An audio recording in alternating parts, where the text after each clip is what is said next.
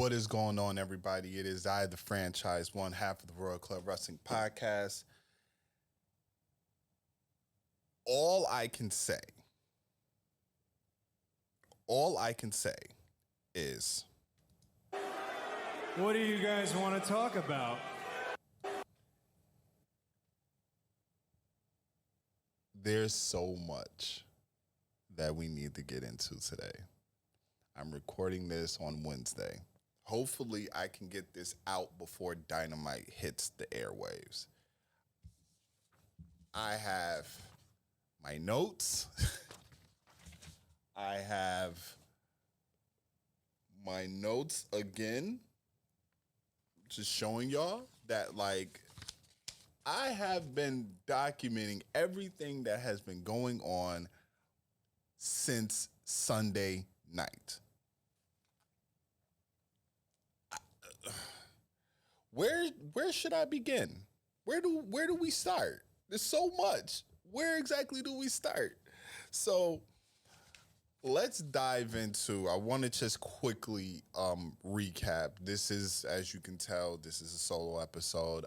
I did speak with the ace that runs the place, and this is how we're going to do these next few episodes, okay?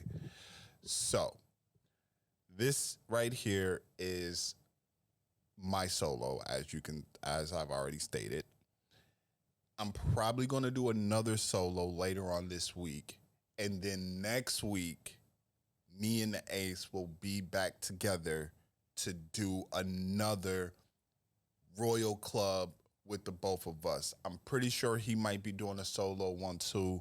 I was speaking to him earlier today because we did discuss if we wanted to do this together, but scheduling conflicts, things like that. And he was like, yo, bro, you have all the information. You have all your notes. You have everything kind of squared away what you wanted to do. Go ahead, do a solo one. I think he's going to end up doing a solo one too, because he asked me to send over my outline and notes. And I think he told me he was listening to some stuff, getting his information. So I think he's going to do a solo one as well. And then collectively, we're going to come together to discuss this matter at hand, because literally we're counting down.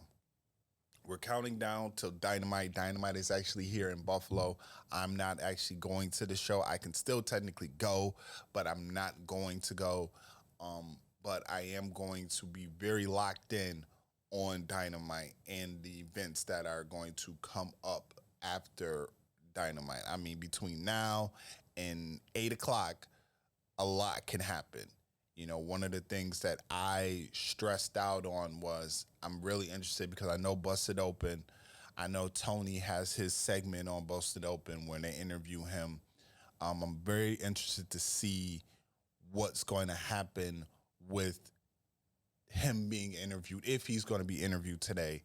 And if he does, what is he going to say? You know, is he going to release a statement saying that the following have been suspended? Someone has been let go. What exactly are we going to hear from Tony Khan if he's going to be on Busted Open? So I'm anticipating that. But before we get into what we really need to talk about, I want to talk about the weekend in itself, you know, because a lot of us wrestling fans kind of, you know, we're not focusing on the events. We're not focusing on Clash at the Castle. We're not focusing on NXT Worlds Collide or All Out. We are more focused on what happened after All Out during the AEW Scrub. So with that being said, I'm just going to do a quick recap of the weekend. I'm going to give y'all my favorite matches from each show, my favorite moments of each show. And then we're going to dive into what everybody's been talking about. So, Clash at the Castle was Saturday afternoon. By far my favorite show of the year for the WWE. I said that they have right now Clash at the Castle was number 1, SummerSlam is 2, and then WrestleMania is 3. I'm not going to say WrestleMania night 1 or night 2 was 3. I'm just going to say the weekend that was WrestleMania is, to me, the 3rd. Really, like the whole event itself at Clash at the Castle was very WrestleMania like, and it makes me wonder at what point are they going to give us a WrestleMania overseas? I know they did it with SummerSlam, but we never got a WrestleMania overseas. Toronto, okay, but I'm talking about like, in Wales where they were for Clash at the Castle. My favorite match, Seth freaking Rollins versus Matt Riddle, tore it down. And Gunther versus Sheamus is a strong second. It's like 1B. And Seth Rollins and Riddle is 1A. Like, they tore that match down. They tore the house down. I feel though as if we all know that there's going to be a part 2 to Matt Riddle and Seth Rollins. The crowd, the way the crowd was just singing along with Seth Rollins coming out as Rocket Man. Just that match really told the story of the two of them. And if you didn't catch it, Seth Rollins was interviewed by Ariel from BT Wrestling. And he basically confirmed and spoke about his issues that he had with Riddle, where it stemmed from, what caused it. He did all that. He discussed these matters. So then we also had Gunther, like I said, Gunther versus Sheamus. We had Imperium. They are back together. Giovanni Vinci, he's back with Imperium. Glad to see them back together. Just starting to notice with the WWE that they're leaning towards trios. I mean, I know Judgment Day is now a foursome, but you're starting to see that trios is starting to become more of a trend now with the WWE. Obviously, New Day. At one point, it was Undisputed Era. At one point, it was the Bloodline. But now the Bloodline has gotten bigger with the addition of Solo Sikoa. So you're starting to see this more. I don't think they're ever going to come out with a trios belt like AEW did, because I don't think the WWE will do that. But you are seeing that trios are starting to be more formed in the WWE. And then my third favorite match of the night, obviously, was the Undisputed Universal Heavyweight Championship, Roman Reigns versus Drew McIntyre. The story of the night going into that match was how the Bloodline was not there and the Wise Man wasn't there. And we got to see Roman kind of not himself, but a Bloodline member did show up. Solo Sikoa did show up and help Roman Reigns win the title. And I know that a lot of fans, a lot of people in the wrestling universe is kind of like, we're tired of Roman. We're sick of seeing Roman. Why is all this happening? We're like all this, but I'm looking at it like, that's what makes Roman Roman.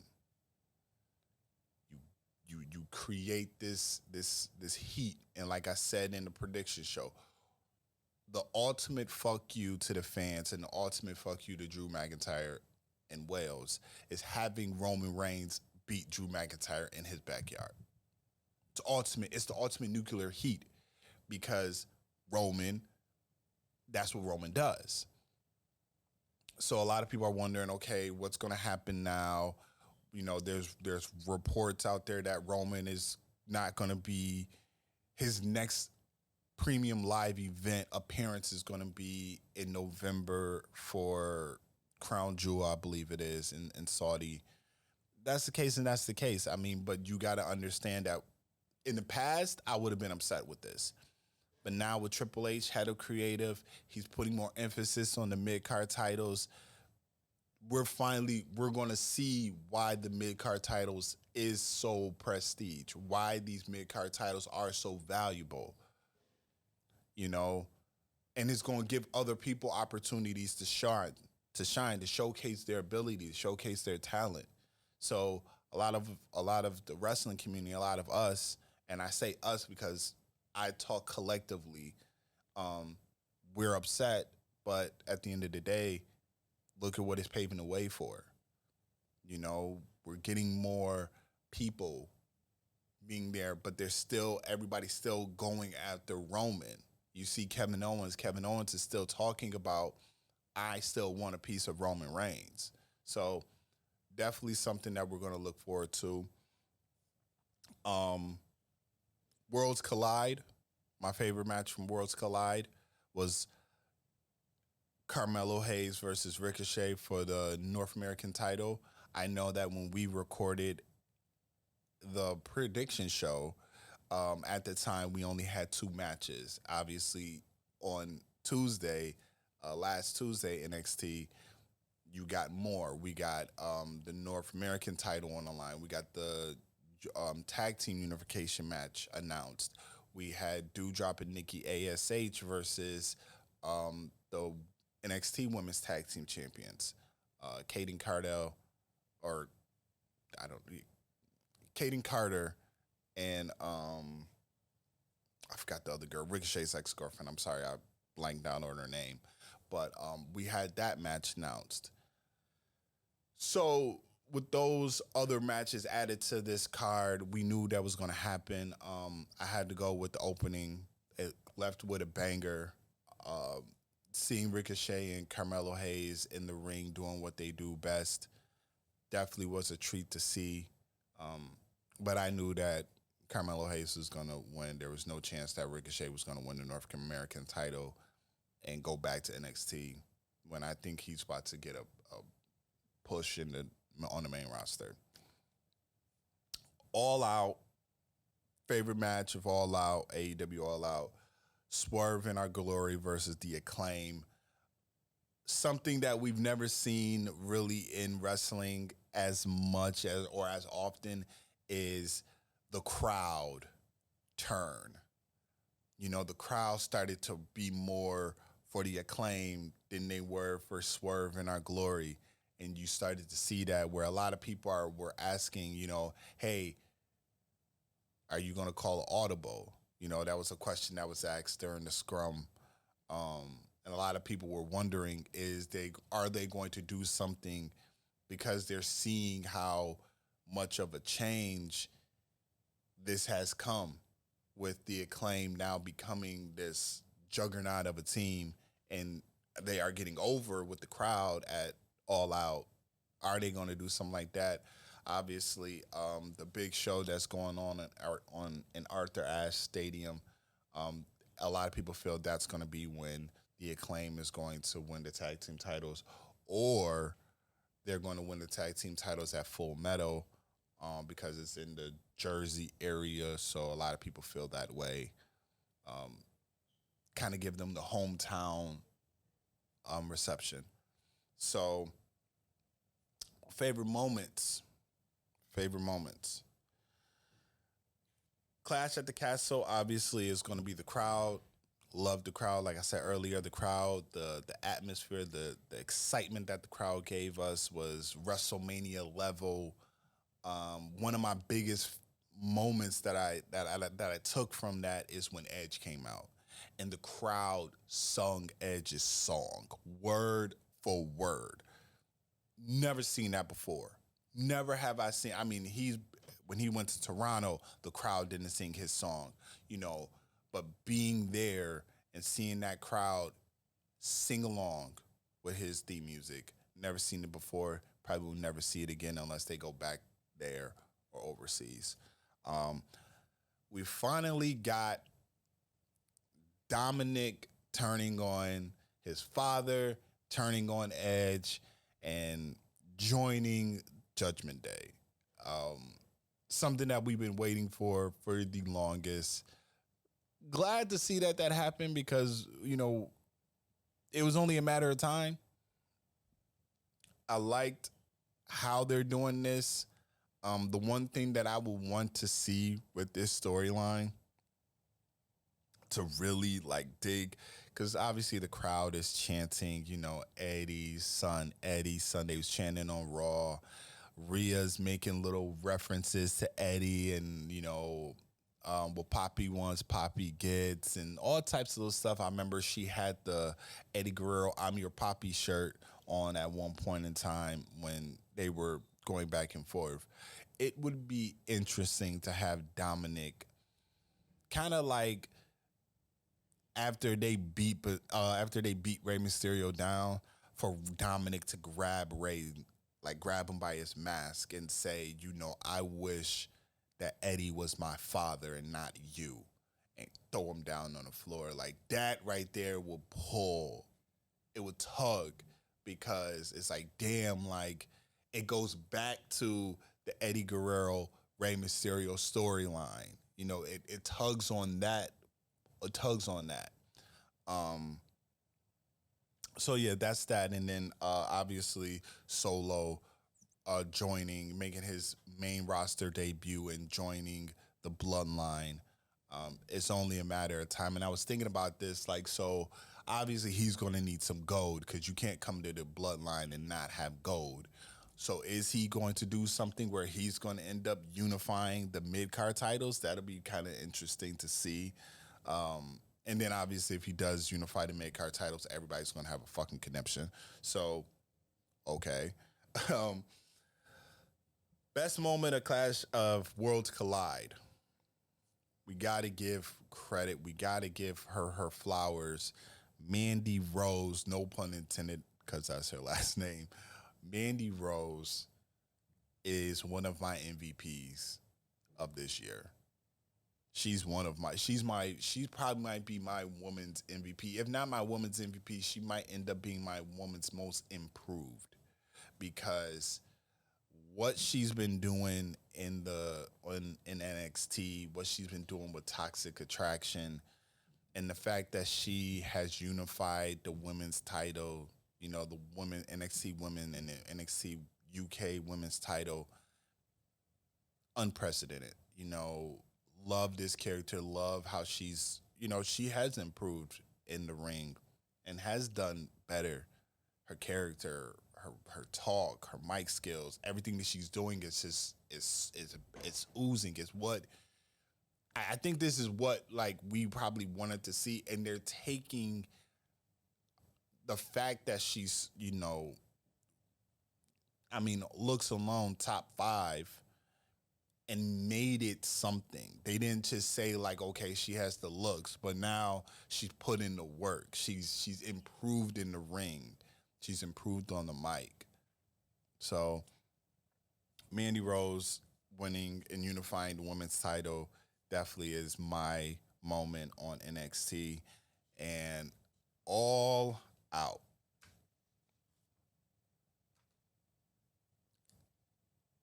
It was the return of this man right here. It was the return of MJF. I will say, if I was creative, if I was returning MJF, I would have done it differently. I would not have had him come out to get the ring or to get the casino chip. I wouldn't have done that. I would have had Stokely get the chip, say, I'm representing the Joker. I'm representing the Joker, and you will find out who the Joker is later. Whatever. Just something like that. And then when CM Punk won, and then you have that whole thing go off, because I would say this, and this goes into what we're about to dive into. CM Punk,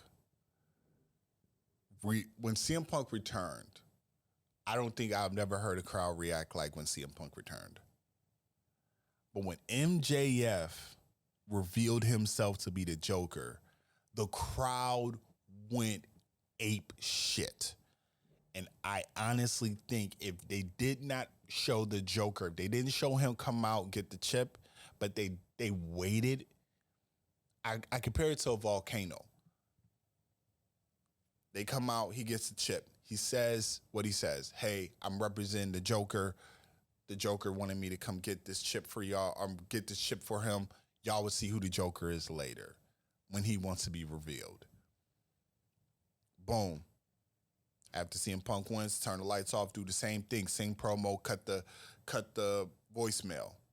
Cut that voicemail. The crowd is erupting like the volcano. The lava is like bubbling. It's starting. It's starting. Then they play the CM Punk clip. You know, the greatest lie that God ever told is that the devil never existed. Boom. You see the Joker show up. You see him show up with the mask. Like, who the fuck is that? But they know, because you know what he's doing. And then he does that, and he takes his mask off, and you see the back of his head. And the minute you see the back of his head, the crowd is going crazy. The lava starts to shoot up. The lava starts to shoot up. And then once he says, and I am the devil, and he puts that Burberry scarf on, boom, it's gone. It's erupted. That, I think that if they would have did it that way, that crowd would have been louder for MJF than when CM Punk returned in Chicago, and they were in Chicago. So, with all that being said,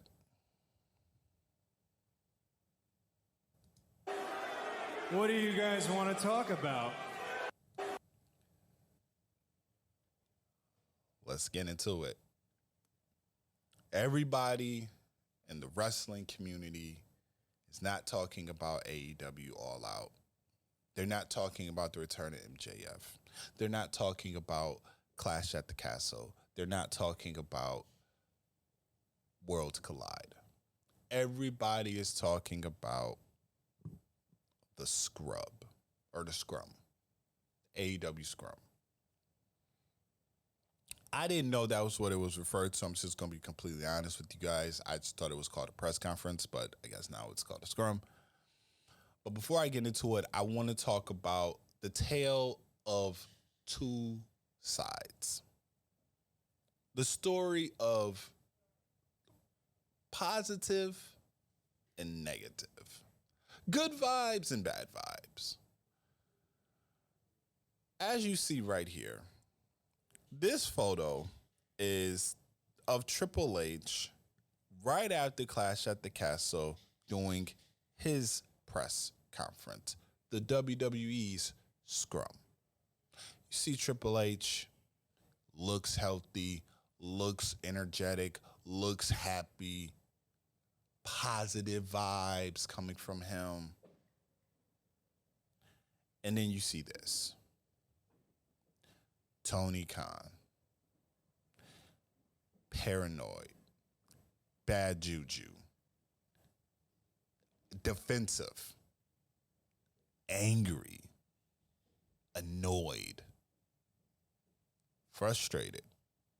All these different emotions and words to describe Tony Khan and where he stands and what he is actually doing right now is a representation of this. Now, by now, you've all heard the story. You've all read the transcripts. You've seen the video. I have clips for you because there's certain parts that I want to talk about that I feel needs to be addressed.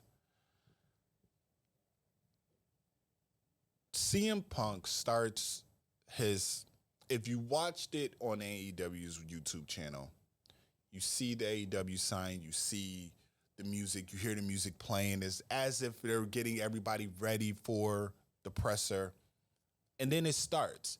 But it starts rather interesting because it starts with CM Punk speaking already. Don't believe me? Take a listen. When you did improv, who'd you do improv with? Okay, so you fancy yourself a journalist. Would you say you're friends with Scott Colton? So you're not friends with him? Oh, wow. Well, that makes two of us. Okay. So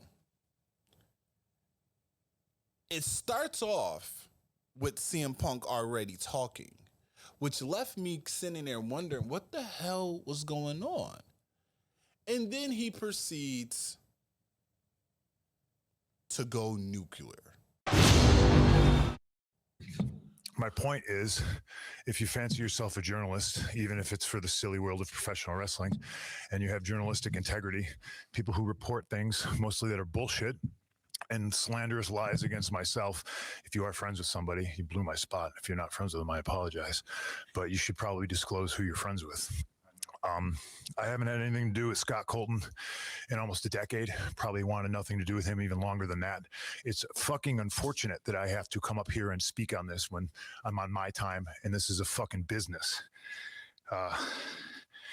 Why I'm a grown-ass adult man and I decide not to be friends with somebody is nobody else's fucking business.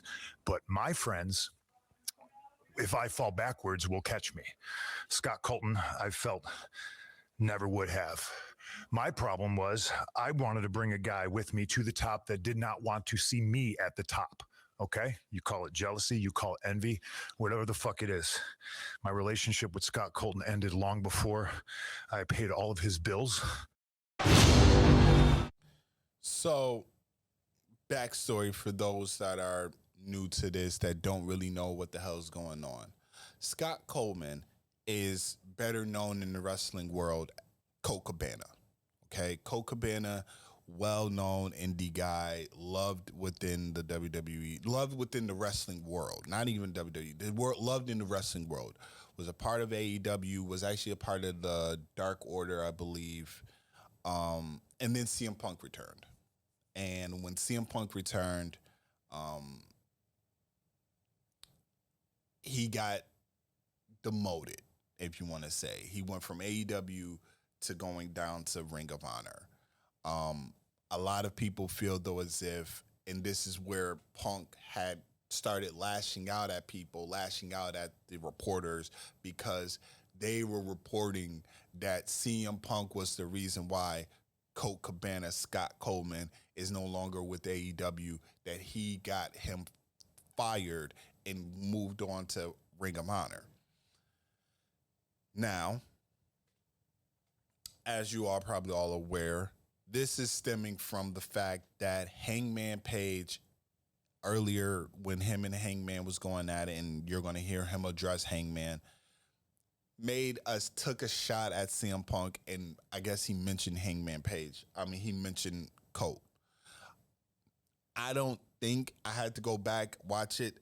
I don't recall him doing this. But CM Punk felt though as if he did. He took a shot. Then there was reports from, like he said, and you'll hear he say that they were getting reports from the executive vice presidents, which everybody knows is the Young Bucks, Kenny Omega. And he felt though as if they were giving them these false reports because that's their friend. And we all know Colt Cabana, you know, is friends with the Young Bucks, you know, all this. They're really close with them. He's beloved in the AEW locker room. In my personal opinion, I feel though as if Tony Khan may have decided to make this move to move CM Punk, to move Colt Cabana out of AEW, move him to Ring of Honor, because originally he was going to get rid of him, but then the Young Bucks told him, hey, don't do that, you know, keep him around, we love him, whatever the case may be. And he said, okay, I'm just going to move him to Ring of Honor. But because of that, the Young Bucks and Kenny Omega probably assumed that Punk ordered him to get fired. So, with that being said, that's what led Punk to lash out. Let's just continue. I have every receipt. I have every invoice. I have every email. I have the email where he says, and I quote, "I agree to go our separate ways. I will get my own lawyer and you do not have to pay anymore." That's an email that I have. The only reason the public did not see is because when I finally had to countersue him through discovery, we discovered he shared a bank account with his mother. That's a fact. And as soon as we discovered that fact and we subpoenaed old Marcia, he sent the email, "Oh, can we please drop all this?" Now, it's 2022. I haven't been friends with this guy since at least 2014, late 2013.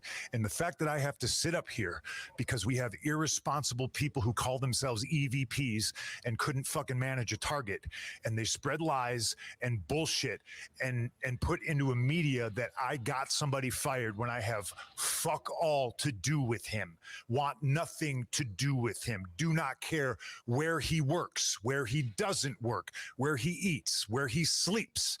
And the fact that I have to get up here and do this in 2022 is fucking embarrassing.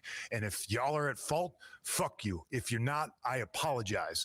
But what did I ever do in this world to deserve an empty-headed fucking dumb fuck like Hangman Adam Page to go out on national television and fucking go into business for himself? For what? What did I do? Dave, what did I ever do? So, what he's referring to when he's talking about lawsuits and paying him and all this is, if you guys remember, when CM Punk left the WWE, he sued the WWE. Him and Colt Cabana sued the WWE for reasons. If you don't know, go Google it. Because it was a very long lawsuit that happened. WWE countersued them, and so on and so forth. Colt Cabana had Punk on his show, and CM Punk aired out his grievances.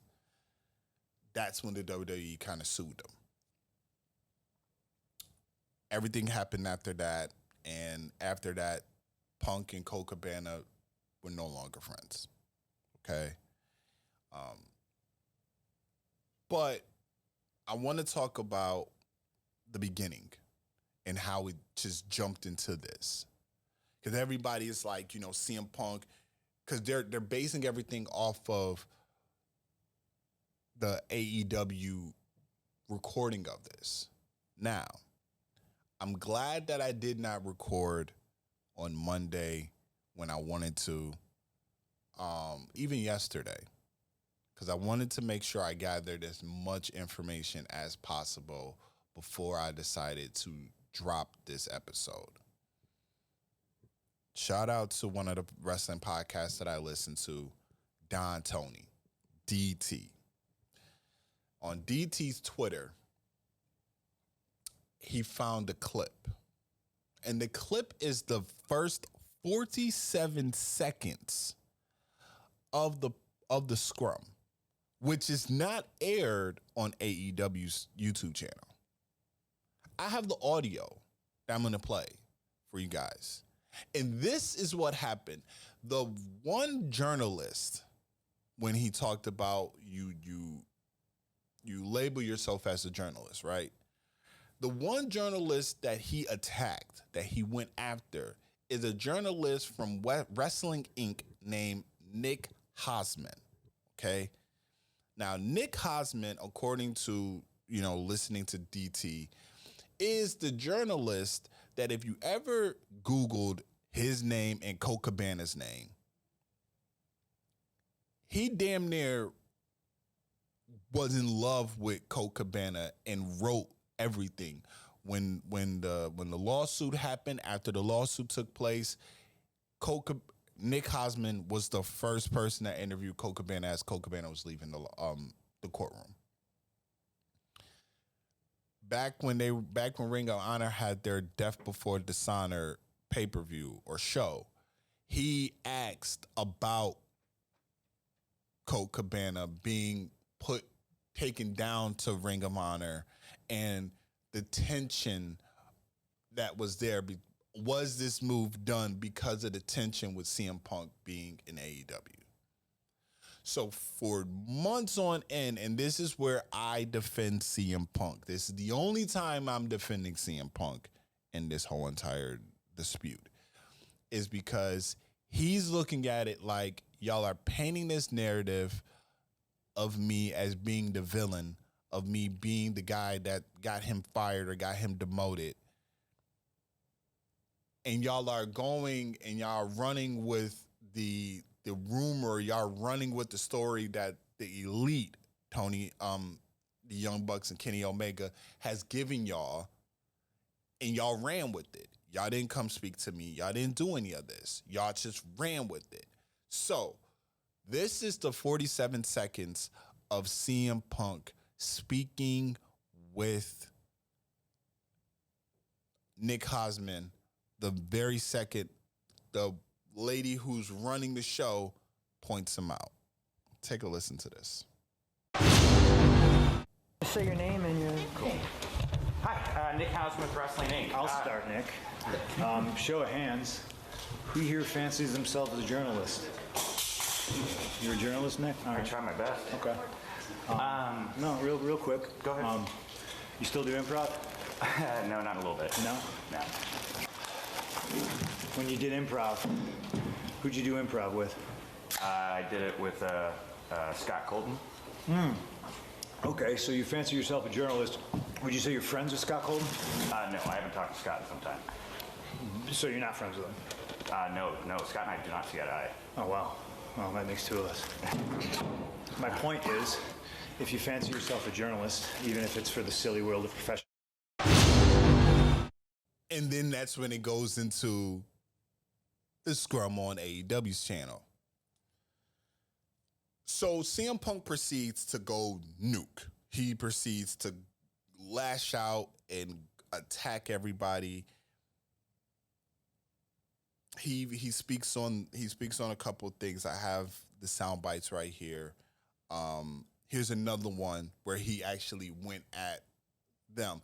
And I want you to pay attention to what he says, because he brings up something and it makes me think Tony Khan has no control and Tony Khan is literally allowing CM Punk to do whatever the hell he wants. Listen to this.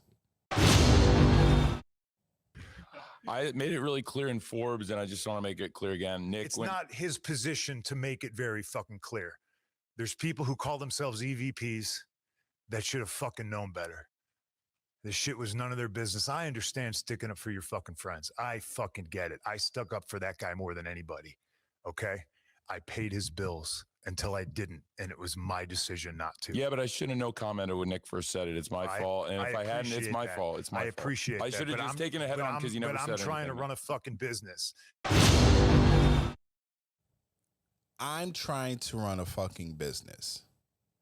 When CM Punk said that, I took it as Punk thinks that he's running AEW. And he's saying this, he's cutting Tony Khan off. Tony Khan is trying to diffuse the situation, but he's basically saying, not in my opinion, this is what I think he's saying. He's looking at Tony like, hey, Tony, fuck you for a minute. I'm in business. I'm trying to do this. I'm the guy.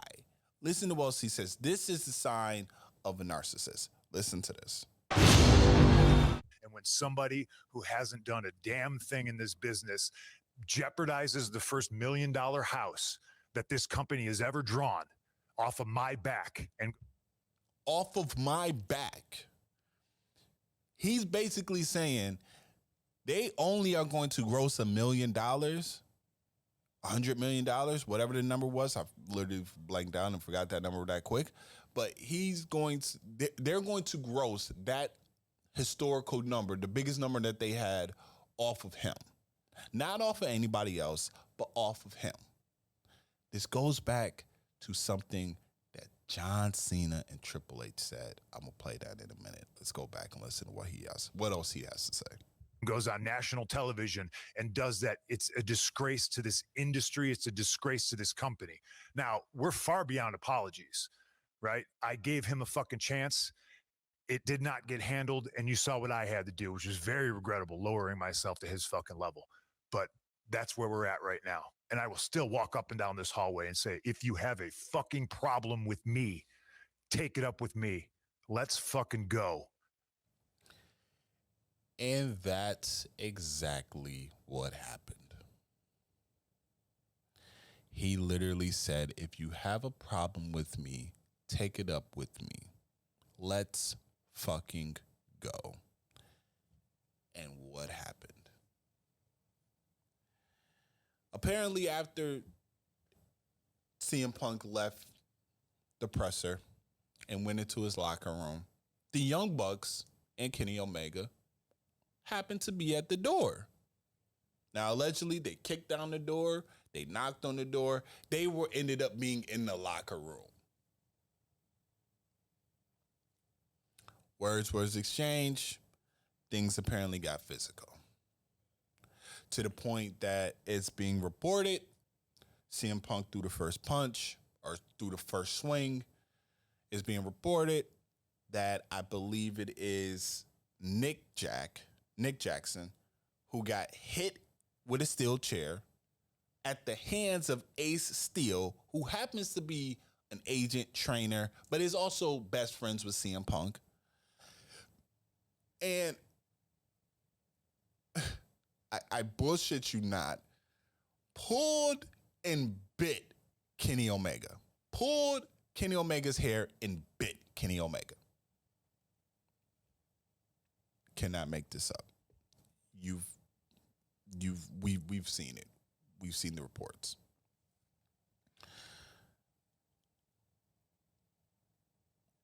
I said this earlier. I said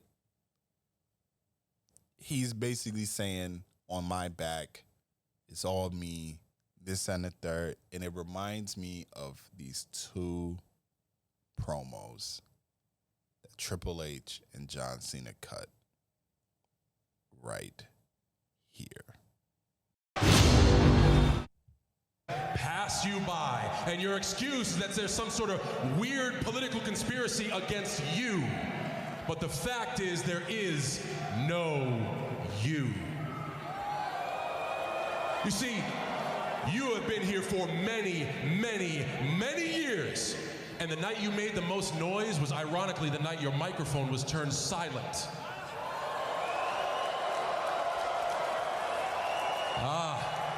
I remember those days. Talk about change.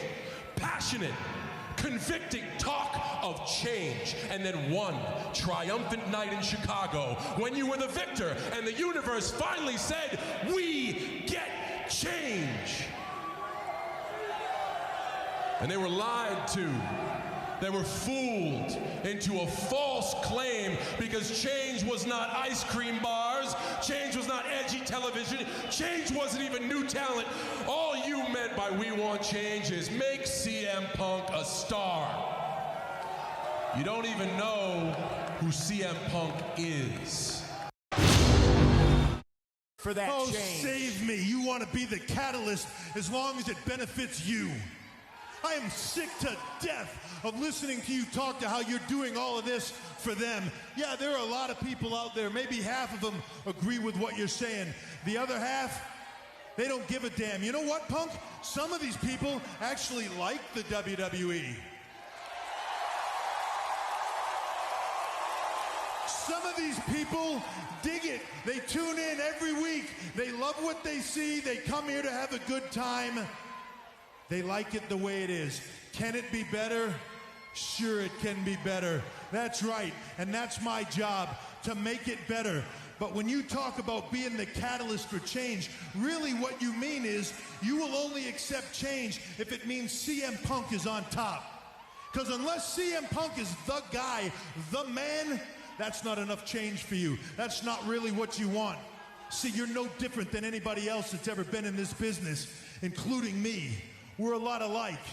We did what we had to do to get on top. The difference is, I looked everybody in the eye and told you, I'm going to step on you. I'm going to walk through you to get to the top. You don't have the balls to do it. What you did is you backdoor your way around. You try to do it by being a martyr. I will say this about CM Punk. CM Punk, the wrestler, go down in history as, I'll put him in the top 15. Top 15. Not in the top 10. Not in the top 5. I think he's going to go down in history as one of the biggest figures because of the impact and because of the stamp that he left as far as, you know, him leaving the WWE and then being gone for this long and his comeback. But there always seems to be this problem. And if you go back and just go do a CM Punk search on YouTube and watch videos and watch, within the past 72 hours, I have consumed so much and listened to so many different people who worked in ROH, who worked with him in WWE, who worked with him in all these different feds, and they all kind of said the same thing. Like, it's all about him. He wants to be the guy. This goes into, a lot of people feel as if this is why Cody left, because Cody's seen the signs, Cody's seen the writing on the wall. And he was like, I'm not going to be a part of this because I know what's going to happen. I know how this ship is going to sail, and it's going to end horribly. The question now is, where do we go from here with CM Punk, Ace Steel, the Young Bucks, Kenny Omega? I was speaking with the Ace earlier today and actually last night, and he had informed me that apparently there's a rumor going around that Hangman Page has left AEW. I don't know if this is true. I've been looking all over the internet to see if this is true. I'm not seeing anything, but if that's the case, that's a massive blow to them, and that will be the beginning. That will be the signs of the beginning of the end to me for AEW. But as of 8:53 today, Wrestling Ops tweeted the following, and this is per Sports Illustrated. The punishment will be suspension for every person involved in the AEW backstage altercation after All Out on Sunday. CM Punk and Ace Steel will either be a part of those suspensions or no longer with the company by the end of Wednesday. This is what Wrestling Ops posted. This is their caption, and I'm about to read you the following statement. You can read it alongside because it's going to be right here. That was the case as Sunday night moved to Monday morning. CM Punk spoke at the post-match press conference and took a flamethrower to the AEW locker room, laying into fellow wrestlers, specifically Hangman Page and the company's executive vice presidents, who are Kenny Omega and the Young Bucks, Matt and Nick Jackson, as well as Colt Cabana. The focus of the press conference should have been on the stunning return of MJF, which I'm going to get into later, but the major plot line became nearly non-existent as Punk went entirely off script with his critiques. Once Punk exited the press room, he exchanged words in the locker room with Omega and the Bucks, which led to a physical altercation. Punishment for the backstage fight, Sports Illustrated has learned, will include suspension for every person involved. The list of those receiving suspensions includes Omega, Matt and Nick Jackson, Pat Buck, Christopher Daniels, Michael Nakazawa, and Brandon Butler. Multiple sources have shared that Punk and Ace Steel will either be Multiple sources have shared that Punk and Ace Steel will either be among those suspended or will no longer be with the company by the end of Wednesday. Punk met with Khan on Tuesday, so the two had an opportunity to discuss how that exit will be handled. If CM Punk is getting terminated, I think the days of CM Punk being in the wrestling ring is no more. I feel though as if he's not. I already had an idea that he wasn't going to be in the WWE Hall of Fame, but everything else is out the window. Out the window. It sucks because he is such a gifted person in the ring. But like I said, he's not in my top 15. I mean, he's in my top 15. He's not in my top 5. He's not in my top 10. He's in the 15. Great on the mic. I would say he's top 5, top 10 on the mic. Top 10 on the mic. So I'll give him top 10. But this is unprecedented. This is something that we've never seen or dealt with before.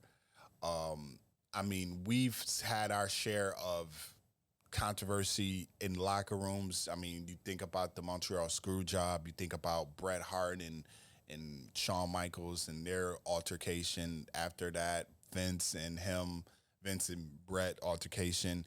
You think of so many different moments in wrestling history where we've had this, but nothing I think has ever been to this level. I want to give credit to where credit is due, though, and that's to one person and one person only, and that is Chris Jericho. Chris Jericho, if you watch the Scrum, Chris Jericho knew all the shit that was going on and walked in that room, handled his job, did it professionally. You couldn't tell that Jericho you couldn't tell that Jericho was rattled by anything. But the minute Chris Jericho walked up and was about to leave, you seen him tell Tony Khan, like, yo, some shit going on in the back. Like, you need to kind of go deal with this. And let's get on to Tony Khan. So Tony Khan is attacked by CM Punk in a verbal way. CM Punk is attacking his EVPs. He's attacking one of your top babyface. And Tony Khan's just sitting there just agreeing, nervous, rattled, whatever the case may be. This is what he's doing. But then Tony Khan decides at the very end, he's not going to talk big and bad to CM Punk. No. Tony Khan is going to talk big and bad to the WWE because he said the following. Given the competition that we've never faced before, this is kind of an unprecedented marker in my opinion, but it's still, the number is the number and I have to face the competition out there. But when I compare myself to Jim Crockett Promotions this weekend, I think I got a taste of the same medicine Jim Crockett Promotions took. But I have a lot more fucking money than Jim Crockett did. And I'm serious, I'm not gonna sit back and take this fucking shit.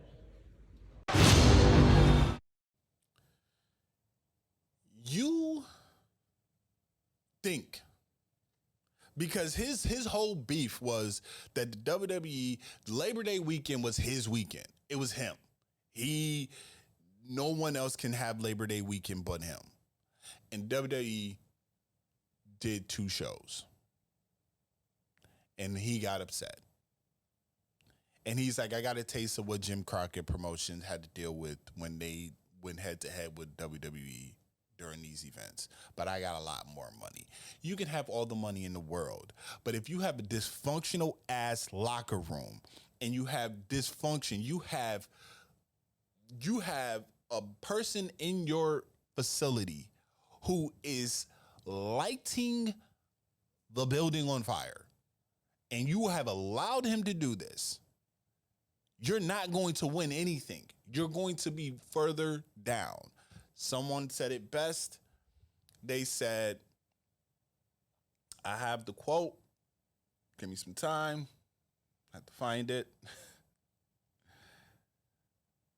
They said this.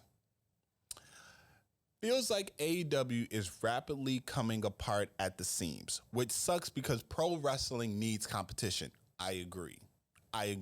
That's to the point where WWE decided they were going to make competition within themselves because they didn't have competition anymore. They bought WCW and ECW out of business. So then they created competition within themselves with the brand split.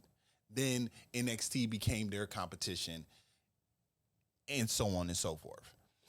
Tony better grow up fast and get his workers in line, or we'll be watching the rise and fall of AEW on Peacock in about 5 years. He's completely right. This tweet was completely right. Spot on. If Tony Khan does not get control of this locker room, they're saying now he has someone, Tony Schiavone, I guess, is going to be his consultant or whatever. No, get someone who has been in the locker room. Get someone who roll their sleeves up and be like, you want to go? Let's go. Get someone, a William Regal. Hell, you have Mark Henry, who's on Busted Open, spewing all this knowledge about how he's done things and he dealt with things in the locker room and all this stuff. He did all that. He's done all that. Put him in there. Get the Big Show. You got Paul White. What's Paul White doing? I haven't seen Paul White since God knows how long. Get him to do something. You got Dean Malenko. You have the resources to make this situation better. And you're not. I just listened to Keeping It 100, the Conan and Disco Inferno podcast. And Conan said how this man used to come to him and tell him when he was 12 years old, he would sit there and I guess there was this online thing where you can create a card, a wrestling card.